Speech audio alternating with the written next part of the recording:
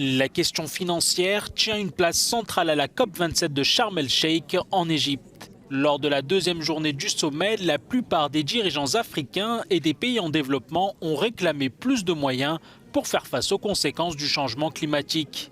Selon un rapport de la COP, les pays du Sud auront besoin de plus de 2000 milliards de dollars par an d'ici 2030 pour financer leur action climatique. L'Afrique représente moins de 3% des émissions responsables du changement climatique. Mais elle est la plus gravement touchée par ces conséquences. Il est donc juste et approprié que cette conférence prenne les mesures nécessaires pour reconnaître les circonstances et besoins spéciaux de l'Afrique.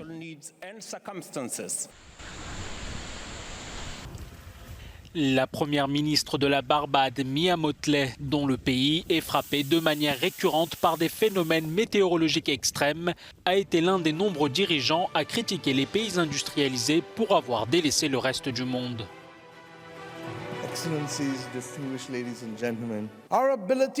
Nos capacités d'accéder aux voitures électriques ou nos moyens d'avoir des batteries ou des panneaux photovoltaïques sont limités à cause des pays qui peuvent produire pour eux-mêmes et qui occupent une place de premier plan sur la transition énergétique. Sur ces questions, les pays du Sud sont à la merci des pays du Nord.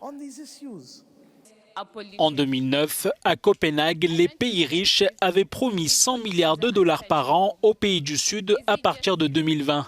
Mais selon l'OCDE, un peu plus de 83 milliards ont été mobilisés.